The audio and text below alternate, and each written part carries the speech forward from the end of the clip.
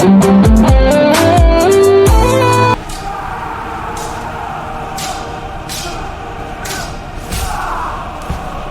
ilmiah dan bukti otentik dari prasasti-prasasti tentang tidak adanya perang bubat serta pola hubungan bumi. Parahyangan Sunda dengan Majapahit, hasil terjemahan Kitab Negara Kertagama. Akhirnya didapat beberapa petikan sebagai berikut. Pupuh ke-13 terperinci demi pulau negara bawahan. Paling dulu Melayu Jambi, Palembang, Toba, dan Darmasraya pun ikut juga disebut daerah Kandis, Kahuas, Minangkabau, Siak, Rokan, Kampar, dan Pain Camp, Haru, serta Mandailing, Tamihang, Negara Perlak, dan Padang.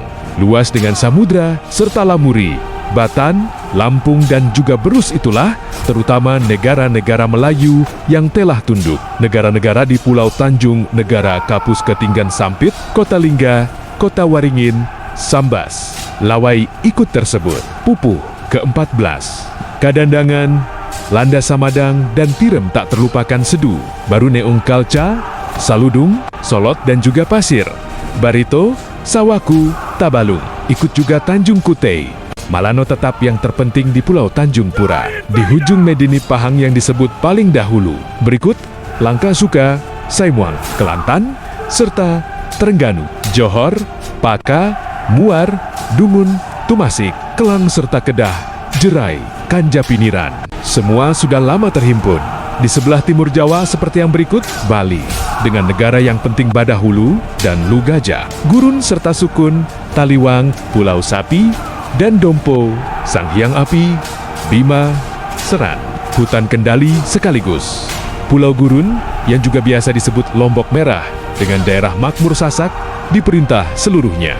Bantayan di wilayah Bantayan, beserta Kota Luwuk, sampai Udamakat Raya, dan Pulau Lenlania tunduk. Tersebut pula Pulau-Pulau Makassar, Buton, Banggawi, Kunir, Galian, serta Salayar, Sumba, Solok, Muar, lagi pula Wandaan, Ambon atau Pulau Maluku, Wanin, Seran, Timor, dan beberapa lagi pulau-pulau lain.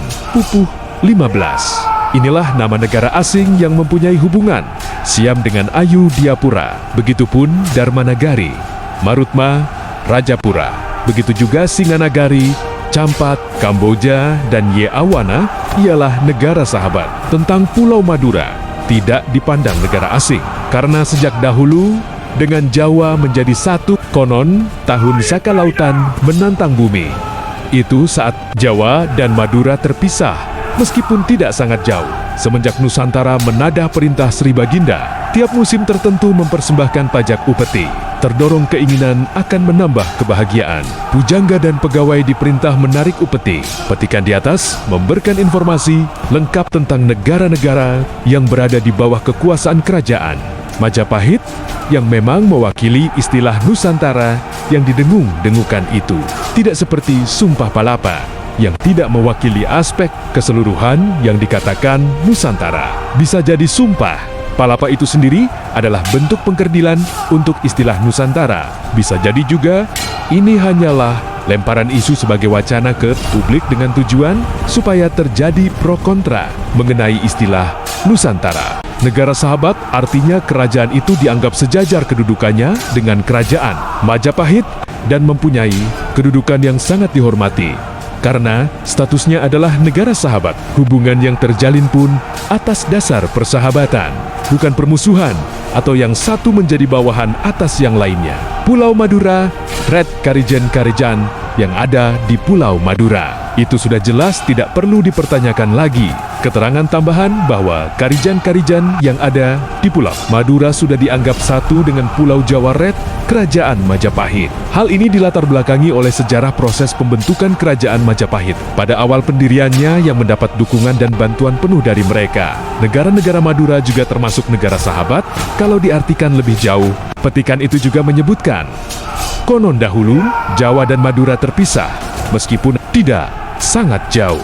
Dan ini kalau diterjemahkan atau ditafsirkan secara harfiah, adanya informasi tentang kepercayaan terhadap kegeologian setempat. Bisa jadi mengenai teori pemekaran benua. Artinya teori itu pemekaran benua secara primitif sudah ada dalam alam. Pemikiran mereka menduga-duga, tetapi masih belum diilmiahkan, yaitu khusus tentang jarak antara Pulau Madura dengan Jawa. Zaman dahulu kalanya dengan menyebut istilah tidak jauh, atau ada informasi juga mengenai secara personifikasi dari mitologi Hindu pada saat itu yang sudah tidak asing lagi bagi para sastrawan yang mengarah terhadap zaman Pleistocene, ketika daratan yang diselimuti es mencair secara kolosal. Menurut beberapa sumber yang diterima, bahwa pada masa itu terdapat dua kerajaan yang tidak ada bukti yang menyatakan pernah tunduk kepada kerajaan Majapahit, yaitu kerajaan Sunda Galuh Red, gabungan dua kerajaan besar Sunda dan Galuh, kerajaan yang mewakili daerah Jawa bagian barat, dan Madura Red, kerajaan-kerajaan di Pulau Madura. Jadi, apakah Yawana itu adalah pilihan nama untuk kerajaan Sunda? Soalnya, tidak ada referensi sejarah lainnya yang mengatakan ada kerajaan lain yang tidak takluk atau tidak menjadi kerajaan bawahan kerajaan Majapahit selain kedua kerajaan tersebut, kerajaan-kerajaan Sunda dan kerajaan-kerajaan Madura. Akhirnya dengan informasi yang diterima atau didapat dengan adanya tanda-tanda yang mencurigakan itu, maka penyidikan dapat dilanjutkan dengan mencari informasi sebanyak-banyaknya tentang nama negeri Yawana yang disebutkan termasuk sebagai negara sahabat bagi kerajaan Majapahit.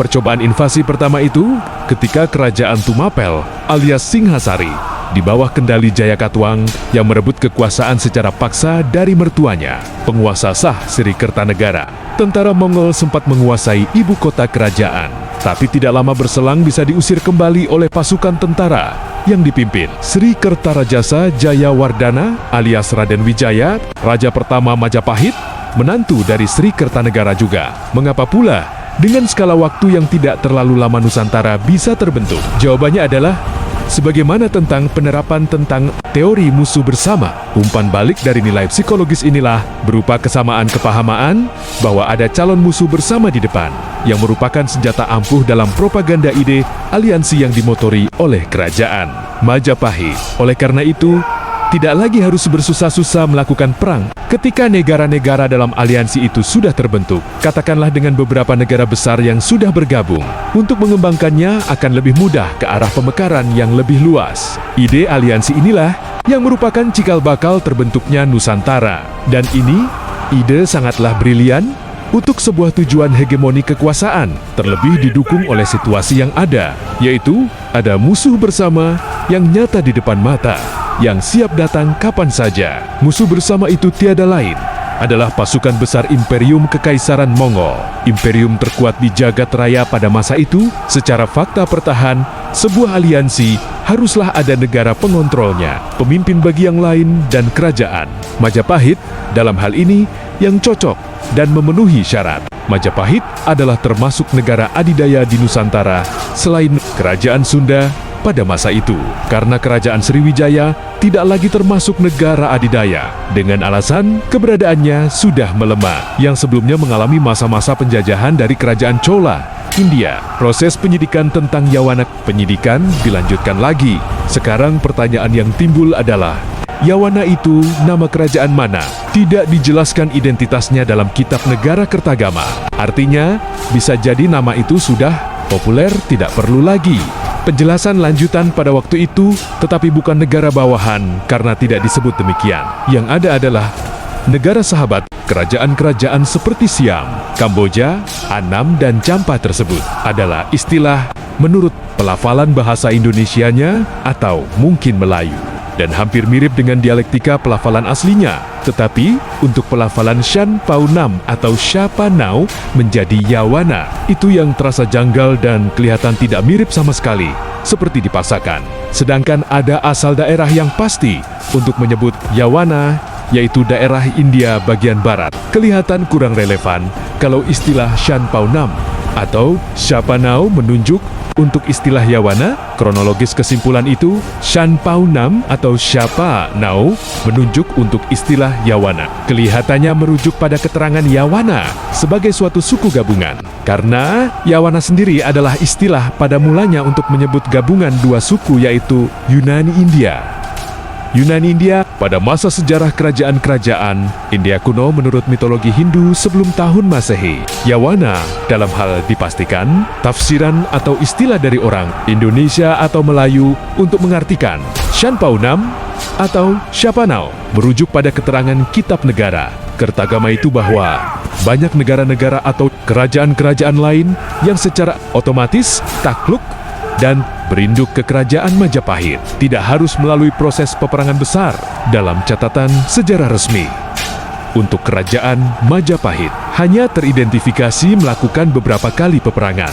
Perang terbesar adalah dengan kerajaan di Pulau Bali. Kemudian perang menumpas pemberontakan Kerajaan Sadeng dan Keta.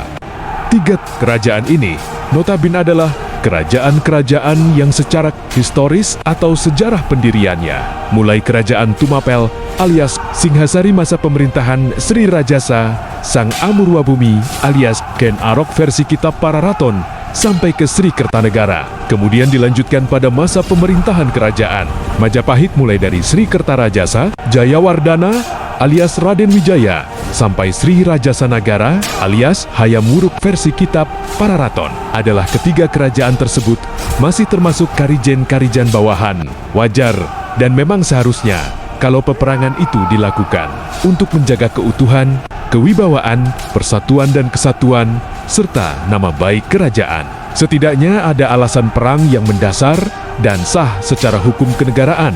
Tetapi negara-negara lain bisa secepat itu takluk, menginduk dan mengakui kerajaan Majapahit yang memegang kontrol atas mereka. Mengapa? Hal ini dikarenakan memang apa yang dilakukan oleh kerajaan Majapahit adalah sebagai pencetus pertama atau pelopor ide penggabungan kekuatan dengan membentuk aliansi dengan negara-negara lainnya. Tujuan ide penggabungan kekuatan ini tiada lain adalah dalam rangka usaha menjaga pertahanan dan keamanan negara apabila suatu saat ada invasi dari Kekaisaran Mongol untuk kedua kalinya. Invasi pertama pada masa peralihan pemerintahan dari Sri Kertanegara, Raja Tumapel alias Singosari yang terakhir, kepada Jayakatwang dengan melakukan kudeta terhadap Sri Kertanegara, mertuanya, wilayah Nusantara, yang hanya karena memakai simbolisasi Sumpah Palapa sebagai acuan. Akhirnya, diharapkan terbentuk suatu opini, sekaligus menimbulkan rasa keraguan terhadap kebesaran dan keluasan wilayah yang tercakup. Dari arti istilah yang mengacu kepada Nusantara tersebut, petikan di atas juga ada informasi tambahan, sesuai yang diharapkan penulis atas pernyataan yang mencurigakan. Diberikan pendaan cetakan tebal supaya lebih fokus, yaitu tentang negara Yawana. Rumor tentang negeri Yawana sendiri banyak yang mengatakan adalah suatu daerah yang berada di India Barat zaman kerajaan India kuno. Tapi kalau Yawana yang dimaksud dari daerah itu terlalu jauh letaknya, dan kemungkinan Nusantara tidak mencakup wilayah tersebut. Terdapat pula keterangan tambahan, yaitu pada kalimat selanjutnya yang menyatakan tentang status pulau Madura yang tidak dipandang sebagai negara asing. Pengertian asing dalam hal ini berarti tidak dimaksudkan untuk negara-negara jauh saja, tidak dibatasi oleh jarak, lebih condong ke negara-negara yang statusnya sebagai negara sahabat atau bukan, merupakan negara bawahan.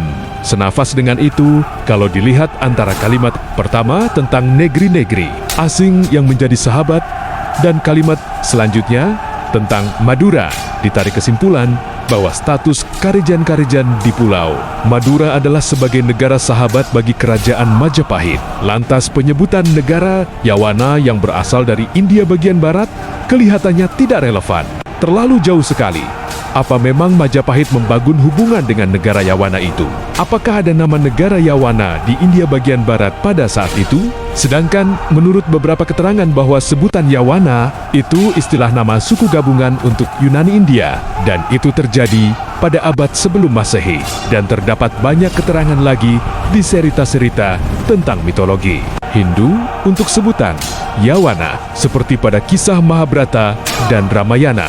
Tentunya kalau sebutan Yawana itu masuk ke dalam mitologi Hindu. Para sastrawan zaman itu seperti pengarang kitab negara Kertagama, pastinya hafal atau familiar betul cerita tentang Yawana karena termasuk cerita sastra dasar bagi para sastrawan pada abad ke-13 sampai ke-15 pada masa kerajaan Majapahit. Pertanyaan yang belum terjawab adalah, apakah nama Yawana itu masih ada sebagai sebuah kerajaan? Atau apakah Yawana itu sendiri istilah, sebutan untuk negara lain atau terdiri dari beberapa kerajaan?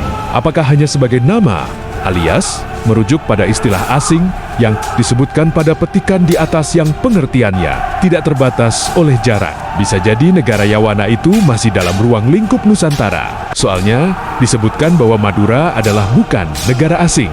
Seandainya Madura dijadikan negara asing, maka kalimat yang akan terbentuk adalah, inilah nama negara asing yang mempunyai hubungan Siam dengan Ayudiapura. Begitupun Dharmanagari, Marutma, Rajapura. Begitu juga Singanagari, Champa, Kamboja, Yawana, Madura ialah negara sahabat